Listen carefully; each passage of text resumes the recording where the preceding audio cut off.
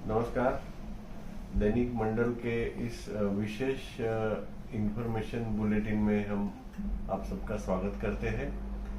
और अभी चारों तरफ कोरोना कोविड का आलम है और सारे लोगों के मन में बहुत सारे वैक्सीन को लेके सवाल आते हैं। और आज हमारा प्रयास है कि वैक्सीन को लेके बहुत सारी जो चीज़ें हैं हम उजागर करें, लोगों को करेक्ट इंफॉर्मेशन पास ऑन करें और जिससे हमारे जो पाठक मित्र वर्ग है और जो इस वीडियो को देखेंगे उनके पास सही जानकारी शॉर्ट में हम पहुंचाने का प्रयास करेंगे।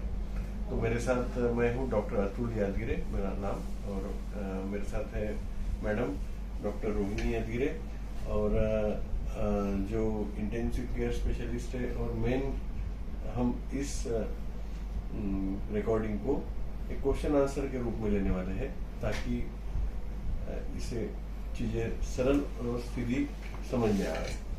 तो जो कॉमन सवाल है जो हम रोजमर्रा फेस करते हैं हमारे दोस्तों से, रिश्तेदारों से, जो हमें पूछते हैं डायरेक्टली, सबसे पहला कॉमन सवाल है जो मैं मैडम के लिए पूछूंगा कि वैक्सीन लेना सही मायने में जरूरी है और इसका सही मायने में फायदा होता है और ये बहुत जरूरी है क्या? डेफिनेटली वैक्सीन लेना बहुत जरूरी है और सबके लिए जरूरी है अगर हमको इस कोरोना के ऊपर जीत पानी है तो। क्योंकि वैक्सीन लेने के बाद में जब सबको वैक्सीन मिल जाएगा और एटलीस्ट 80% लोगों को इंडिया के वैक्सीन मिलेगा तभी कुछ हर्ड इम्यूनिटी डेवलप हो पाएंगी। और इम्यूनिटी डेवलप होने के बाद में जो भी ये कोरोना से हम आजाद पा सकेंगे या उससे मुक्ति पा सकेंगे, ऐसे विश्वास मुझे लगता है। इसके लिए सबको वैक्सीन लेना बहुत जरूरी है। तो हम अगले कॉमन सवाल, दूसरे एक सवाल पे आते हैं कि वैक्सीन के जो टाइप्स है, कौन से प्रकार के वैक्सीन है और उनमें से ज्यादा असरदार, ज्यादा प्रभावशाली कौन सा है या कौन सा वैक्सीन हमने लेना चाहिए? अभी इंडिया में अवेलेबल 2 टाइप्स के वैक्सीन है। एक है कोवैक्सीन जो भारत बायोटेक का है और जो अपना पूरा इंडिया में ICMR के सहयोग से और पुणे के नेशनल इंस्टीट्यूट ऑफ वायरोलॉजी के सहयोग से बना है। वो पूरा इंडियन वैक्सीन है जिसको हम कोवैक्सीन बोलते हैं। और दूसरा वैक्सीन है जो अवेलेबल है वो कोविशील्ड है। वो ऑक्सफोर्ड एस्ट्राजेनेका के सहयोग से सीरम इंस्टीट्यूट ऑफ इंडिया ने बनाया है। सो अभी हमारे पास 2 विकल्प है, कोविशील्ड और कोवैक्सीन। अच्छा, वैक्सीन लगाने के बाद क्या हमें खुली छूट मिल जाती है कि हम कहीं भी आ सकते हैं? मतलब इम्यूनिटी जो आती है वैक्सीन लगाने के, जो प्रतिकार शक्ति वायरस से लड़ने वाली डेवलप होती है, वो उसको साधारण वक्त कितना लगता है, कितने दिनों में आती है और उससे हम कब ये समझ सकते हैं कि हम अभी बीमारी के ऊपर जीत गए, या आप क्या बता पाएंगे? एक्चुअली ये जो वैक्सीन अवेलेबल है उसके 2 डोसेज लगते हैं। चाहे वो कोवैक्सीन हो चाहे वो कोविशील्ड हो, उसके 2 डोसेज लगते हैं। पहला डोज लगने के बाद में दूसरा डोज लगेगा 4 to 6 वीक्स के बाद में। तो दूसरा डोज लगने के बाद में 15 दिन के बाद में आपको हम कह सकते हैं कि आपको कुछ इम्यूनिटी डेवलप हो पाई है। तो हम ऐसे देखने को जाओ तो एटलीस्ट आपको इम्यूनिटी डेवलप होने के लिए दूसरे डोज के बाद में भी आपको 15 दिन वेट करना पड़ेगा। यानी टोटल अपना पीरियड हो गया 1.5 से 2 महीने का। तो तब तक हम बोल नहीं सकते कि आपको पूरी तरह से एंटीबॉडीज डेवलप हो गए हैं। मतलब एफिकेसी ऑफ वैक्सीन और एफिशिएंसी ऑफ वैक्सीन 2 अलग अलग शब्द है। लेबोरेटरी में टेस्ट करके वैक्सीन रिलीज किया गया है, तब उसका जो एफिशिएंसी है वो जैसे कोविशील्ड क्लेम करता है 60 से 70% और कोवैक्सीन का एफिशिएंसी थोड़ा ज्यादा है 80% तक। लेकिन एक्चुअली जब हम कम्युनिटी सेटिंग में इस वैक्सीन को लगाने के बाद बीमारी से मुक्ति वाला जो रेशो कैलकुलेट करते हैं वो थोड़ा उससे नीचे स्तर पे आता है। तो ये 19-20 का डिफरेंस है दोनों वैक्सीन में, और लगभग हमें जो रियलिटी में चेक में मिलेगा वो 50 से 60% तक लोगों को प्रोटेक्शन मिलेगा। इसका मतलब ये नहीं कि जिसने वैक्सीन लगवाया उसे कोविड होगा ही नहीं, ऐसा नहीं है बिल्कुल। इसलिए हमें सोशल डिस्टेंसिंग और जो अपना मास्क पहनना है सबसे इम्पोर्टेंट, ये दोनों चीजें हैं जो साथ साथ में करना है। जब तक हर्ड इम्यूनिटी पूरे सोसाइटी में, पूरे देश में अच्छे तरीके से एस्टेब्लिश नहीं हो जाती, तो हमें ये प्रिकॉशंस लेते रहना है। अगला सवाल मैं मैडम से पूछना चाहता हूँ कि ये वैक्सीन लगवाते कहाँ है, किस तरीके से लगता है, और उससे कुछ रिएक्शन, कुछ प्रॉब्लम कुछ आती है क्या लगाने के बाद? ये वैक्सीन लगता है आर्म में, उसको हम डेल्टॉइड रीजन बोलते हैं। 0.5 ml का वैक्सीन आपको लगता है और इसके 2 डोजेस लगते हैं।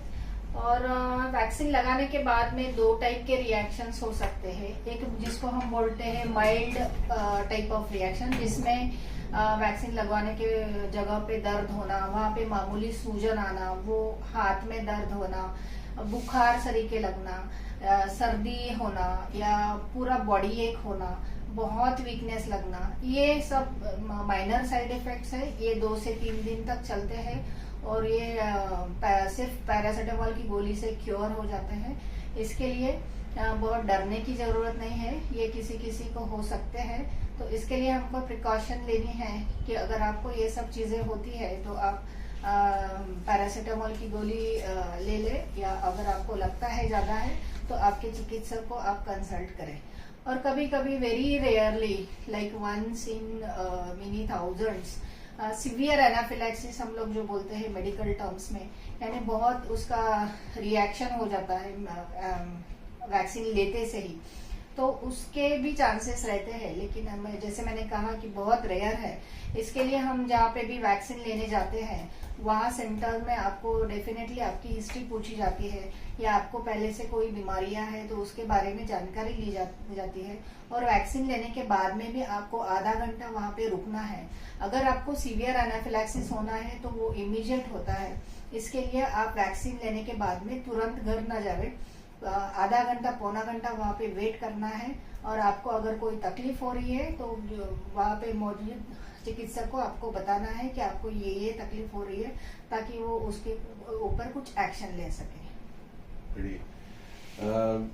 वैक्सीन, कोविड इन्फेक्शन हो गया उसके बाद वैक्सीन ले सकते हैं क्या, या कितने दिन रुकना चाहिए आइडियली?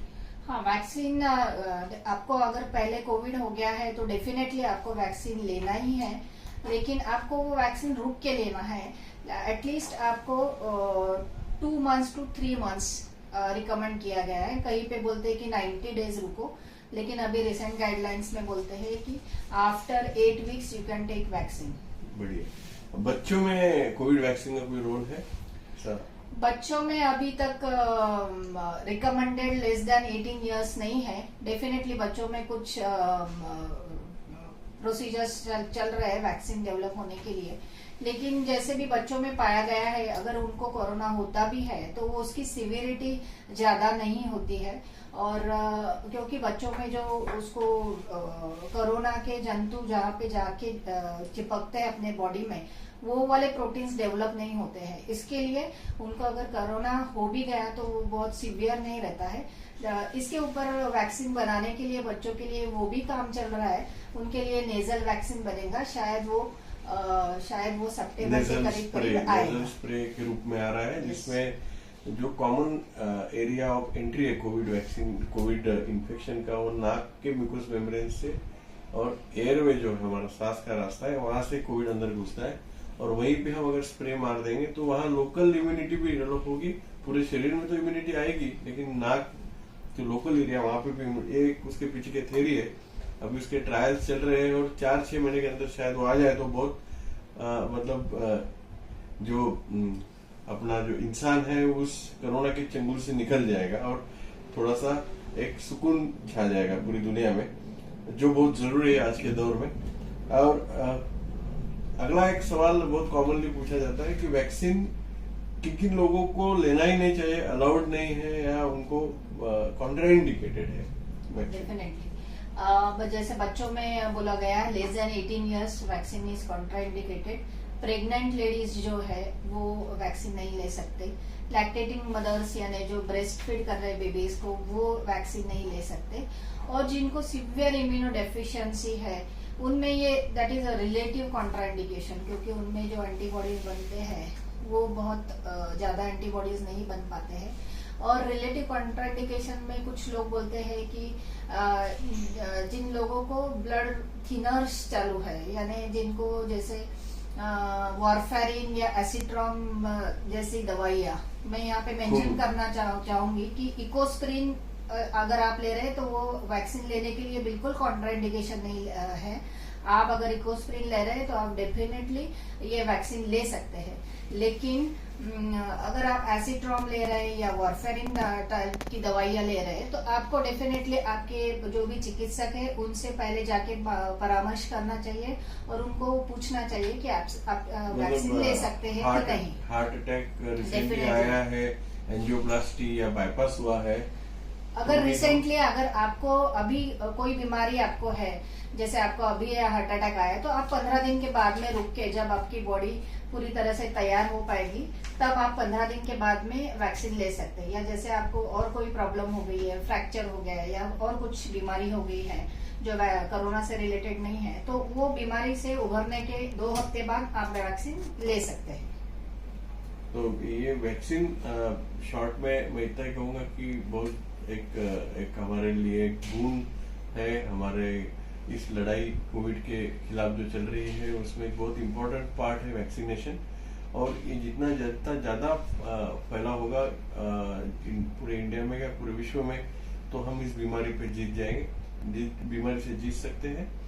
और जो एक और कॉमन सवाल है, थोड़ा सा इसको लाइटर वे में, मेरे बहुत सारे दोस्त मुझे पूछते हैं कि वैक्सीन लेने के बाद हम शराब पी सकते हैं क्या?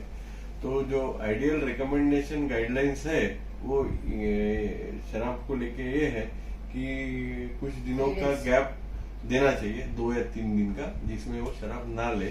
और क्योंकि वैक्सीन से कुछ जो साइड इफेक्ट्स आते हैं 3 दिनों तक हो सकते हैं, उस वजह से 3 दिन बिल्कुल अवॉइड करना चाहिए।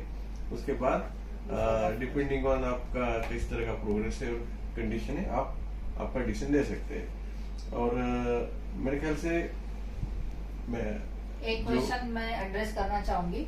बहुत सारे लोग पूछते हैं कि कोवैक्सीन लेना चाहिए या कोविशील्ड लेना चाहिए।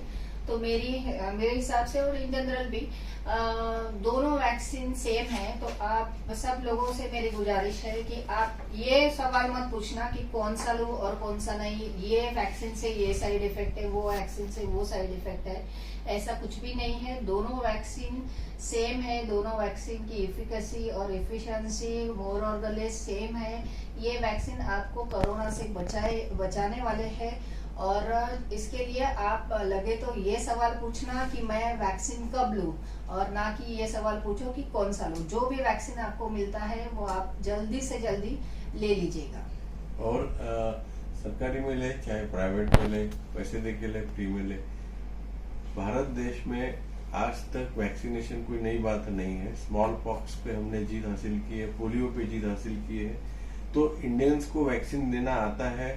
वैक्सीन के बारे में जो अपप्रचार हो रहा है कि ये वैक्सीन कोल्ड चेन से बराबर नहीं दिया जाता है, मेंटेन नहीं रहता है, इसको नजरअंदाज करें।